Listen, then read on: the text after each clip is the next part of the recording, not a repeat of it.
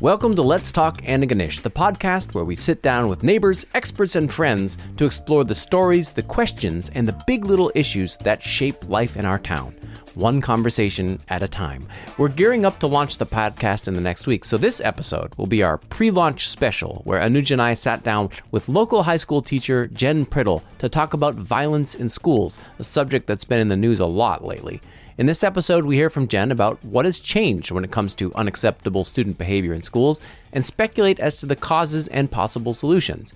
Jenn and her theater arts students will be putting on a play on May 1st and 2nd that her students wrote specifically about violence in schools. We'll hear more about that at the end of the episode. So let's get started.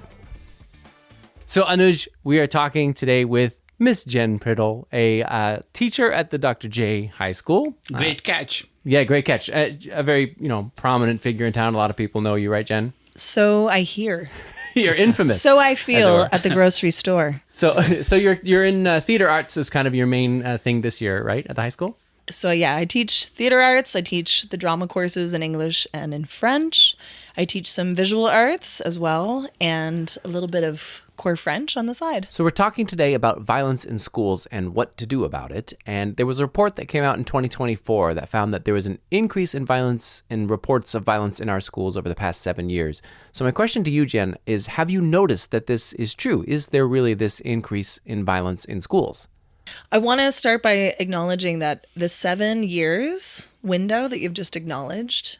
That's the report mentioned. Yeah, in regards to the report, that really tracks for me. If we look at what happened about 7 years ago, that was when teachers went on strike in this province. Mm-hmm. Oh.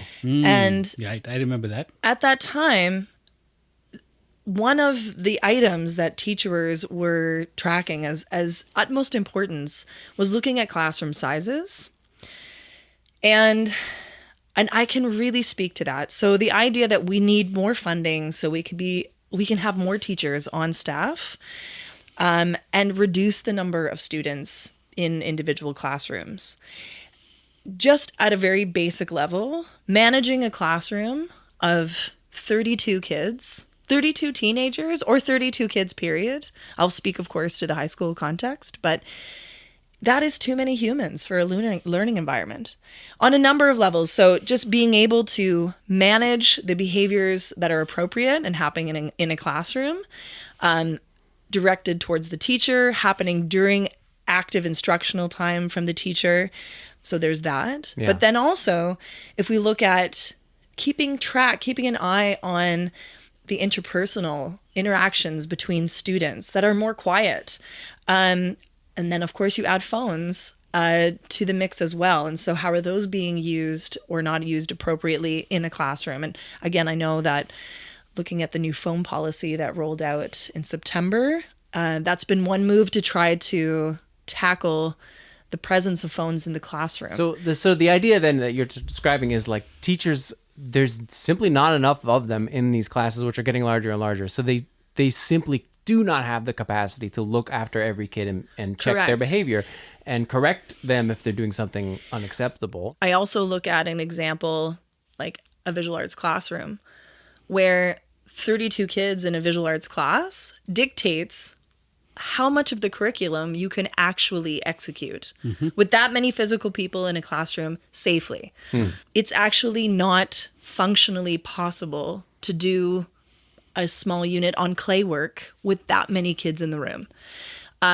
Doing linoleum cuts with X-Acto knives with 32 kids. That sounds dangerous. How are you going to ensure that they're all appropriately using those kinds of tools? And of course, again, so that extends to the woodshop classroom or the skills trades classroom.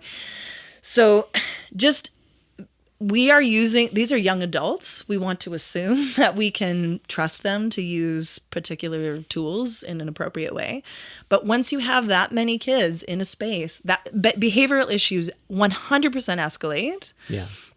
And being able to monitor the space and the inventory in the room and make sure people are being appropriate, it's almost impossible. That speaks to me about the quandary of learning and teaching atmosphere.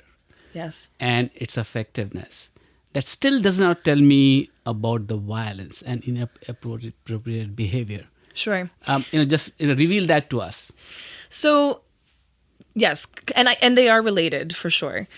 I'm speaking to, specifically, what are we managing within our classrooms? But if we're looking at the total school environment, the whole school environment, where are acts of violence happening? The bathroom is definitely one of the most common places. Recently, my class, we did quite a deep dive into looking at different incidents of school-based violence around the Atlantic provinces. Parking lots, hallways, yes, but bathrooms are one of the most volatile spaces in the school, and we're seeing that in my school in particular. Bathrooms are being used as a place to congregate, not to urinate. Wow. It's got a good ring to it there. Yes. And can you say that, a particular age group, a particular class, a gender, how would you... Across the board. Wow. So it's not uncommon for me to go into a bathroom and to have to ask maybe 6, 8 people to leave. Sometimes there could be 4, 5, 6 students in one stall. There's a lot of vaping happening. Okay. Students want to find a space to be where they're not going to have adults monitoring them, of course. Yeah. So the bathrooms have really become this hijacked congregational space for smaller groups. And the pattern that we see is that a group will claim a specific bathroom, for example. Today I was walking through the hallways in my own school, and I saw at least 2, maybe 3 bathrooms that were closed down because we simply cannot monitor the bathrooms appropriately. And this is where we come back to 7 years ago when teachers decided to make a move to work to rule and start looking more closely at what our contract outlines, so that we're not contractually obligated to monitor hallways. We're not contractually obligated to check bathrooms. And I will be very honest that there are times where I have gone into a bathroom that I can hear there's definitely a lot of people in there. I can hear that they're definitely not doing bathroom things. and I have to mentally ask myself, do I want this right now? Do I want to go in there? And do I want to put myself in a confrontational situation?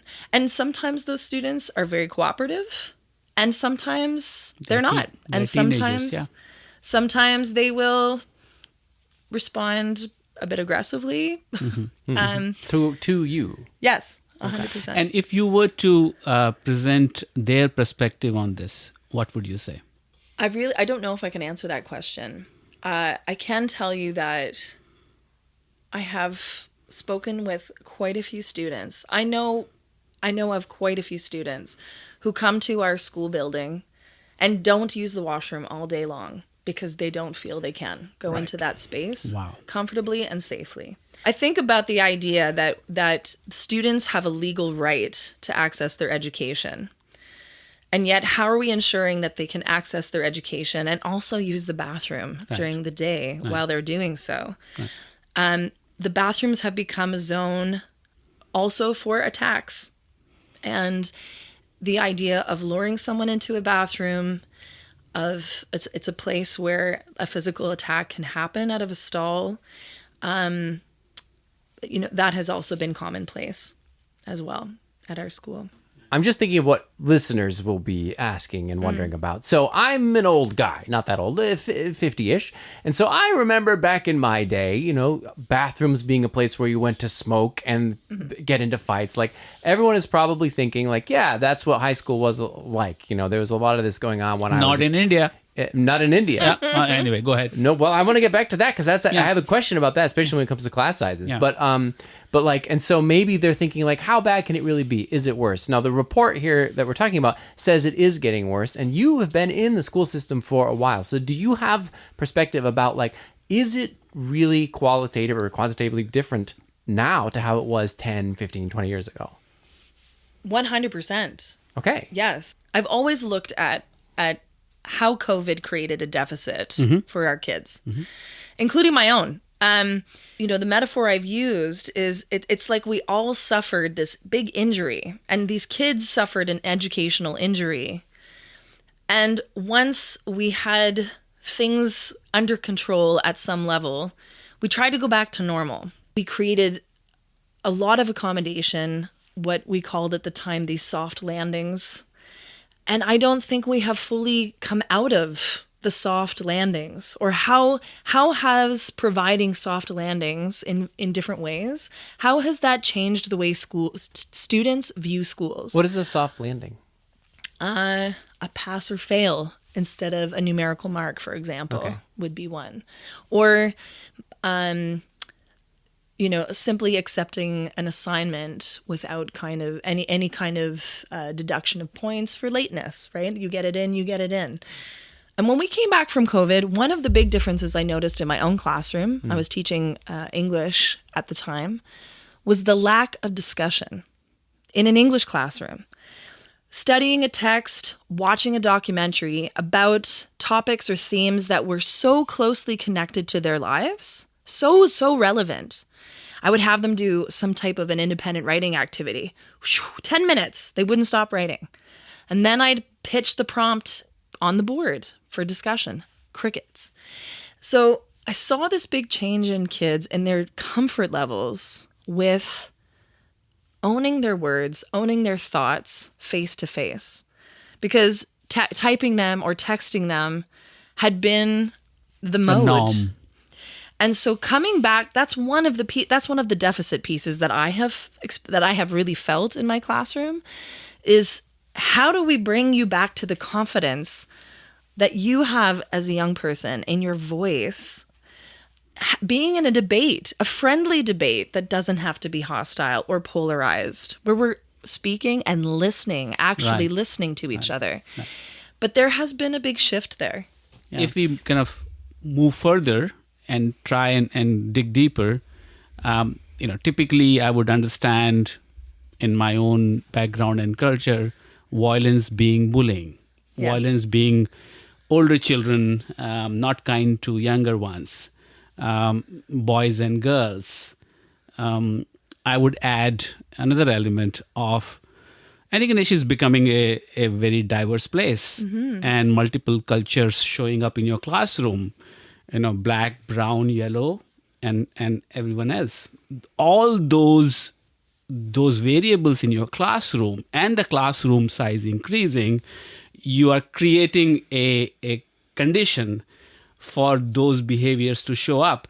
But visualize this for us, for the listeners. Again, I tend to come back to like very specific examples. Yeah, go ahead. For example, so in one of my classes in the past few years, I had a young boy from India who has recently moved here.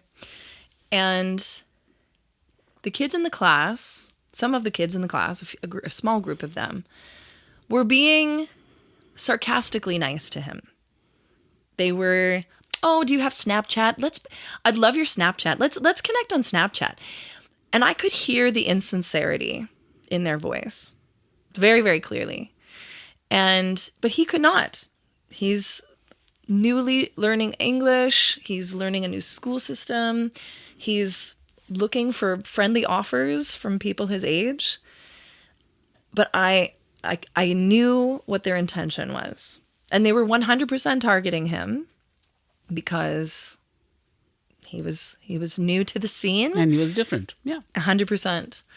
And what was my solution in that situation? Well, I checked in with him. And then I created a whole new seating plan in the room, which was very in opposition to the nature of the course I was teaching at the time. The physical arrangement of the space did not at all complement the work we were doing. But to protect that young man, it was absolutely necessary to move everyone far away from one another and have them work in isolation instead of in collaboration. So going back to Justin's question, that report that has come out, yes, and that rise in violence, Does that definition capture some of these aspects or all of these aspects in that their articulation? Phones play a really big role. I can count on one hand for sure, at least, examples where a moment of violence has taken place, and a young person's reaction, their instinct now, is to pull out their phone. And film it, right? And film it. Yeah. Not intervene.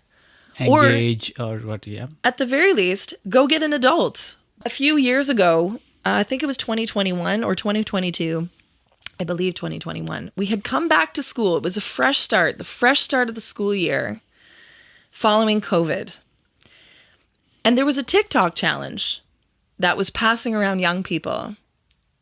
And the goal was to remove items from your school and sneak them out of the building. So fire extinguishers, fountains, LCD projectors. I think I saw a video at one point of an entire wall of a bathroom stall that had been unscrewed and somehow snuck out of the room. Let's do a story on the school. Anyway, I thought you were going to say, let's go steal a bathroom stall. and that too. Exactly. Sorry, go ahead. Yeah. And that particular September, I'm talking to our poor, maintenance staff who on the daily were replacing mirrors in bathrooms, soap dispensers. And this was a game. It was a game to destroy the building piece by piece. And I remember getting to the third week of September and then hearing whispers that the October TikTok challenge was to punch a teacher. Oh. And it didn't come to pass, but I definitely went to bed a few nights slightly sleepless, starting to imagine all the different scenarios because I had just watched so boldly 3 solid weeks of evidence that students were in the zone. And this idea that you can commit a crime, film it, have an audience, get positive reinforcement, and also no real consequence for that. This was completely normal. Yeah, let me see if I can recap what we've understood here. So the report came out, it said violence has increased in schools, unacceptable behavior, sort of a big term. And you say, yes, you have noticed this going on over the years. So, and unacceptable behaviors can be everything from actual violence to like stealing a bathroom stall, which is crazy, obviously. And so you're thinking about, well, what has changed? And part of it was the teacher strike worked to rule so that there was maybe less monitoring for a bit. COVID came into play, so it changed the way kids socialize. It created a soft landing, so school became a little bit easier to not do your work at. Phones are now a big deal because that has changed the way kids socialize with each other and just view their social world. There was all the and causes? the size of the classroom. And the size of the classrooms, that's right. They are way, way bigger than they used to be. So all those things are sort of converging to create a really sort of toxic environment. Did I correctly? That's a beautiful recap. One of the solutions the province has proposed for fixing the school violence issue is to add more teachers into the classroom, which, based on what you've been saying about classroom sizes, having more teachers seems like a good solution.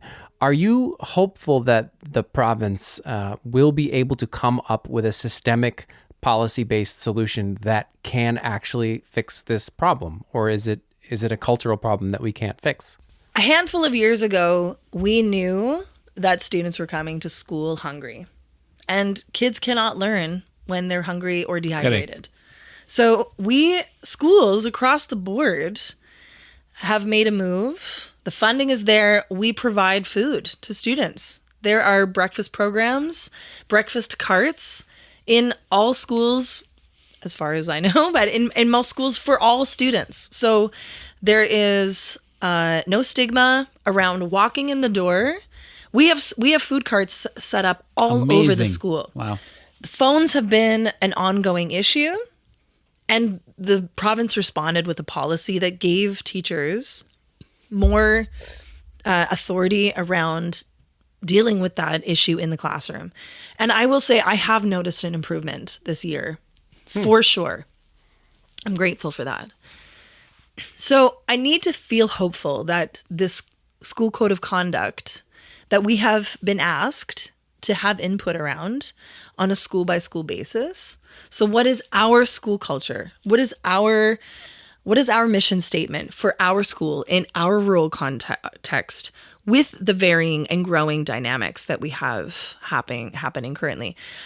We just a month ago, we had a staff in-service, and that was the focus of the in-service. It was asking the staff to really assess what are the issues we're seeing, what are the needs, how do we want to create positive verbiage around what our expectations are as to how we all coexist in that building. Create the social norm within Correct. the system. Yeah. Yes. But alongside that, the question was also asked by a number of us, what are the consequences for not? Mm-hmm. And that's the shift that I feel, for me has so many question marks around it. Is how do we support kids? How do we fill in the deficit? How are we sensitive to the deficits that have been created over the past few years? But also, how are we holding kids accountable? Right. And how are we making sure school stays accessible for everybody in a safe way? Great. So you're hopeful that the code of conduct might change things, and then we can build on that. So that's nice. Speaking of nice things, you were mentioning before about how theater is such a fantastic way to bring kids together, and I know this to be true.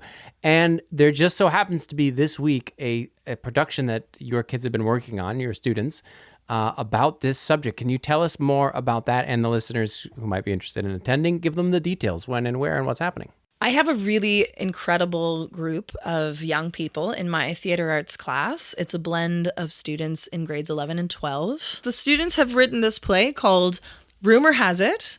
It's just under an hour in duration. We'll have a little talk back following the performance. Mm-hmm. The play is about incidents of violence happening in school, how those escalate, how they circulate. And this is a play that they conceived of and wrote themselves? Typically, I usually find a play.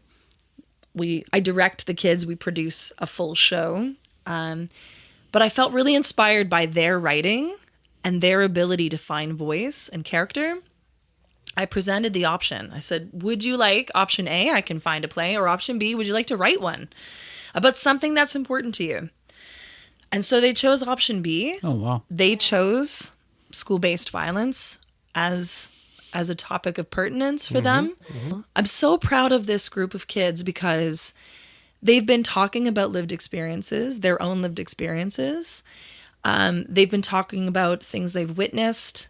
There's been no naming of anyone. There's been no specific contexts given. They've been very respectful.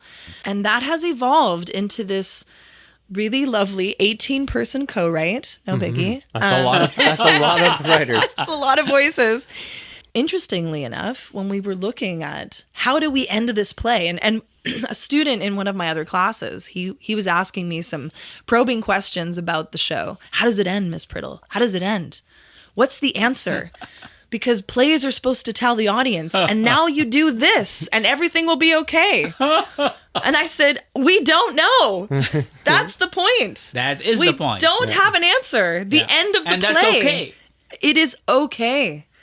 I wish we had the answer. I hope that this play, I hope that those who come and see the play, that they get to hear those questions asked. That's the long game, isn't it? Yes, hear those stories told and think about what needs to change. So it is for the public to see. It's an hour long, and it's at the high school? It is in the Eleanor Mutimer Theatre at Dr. John Hugh Gillis. All right.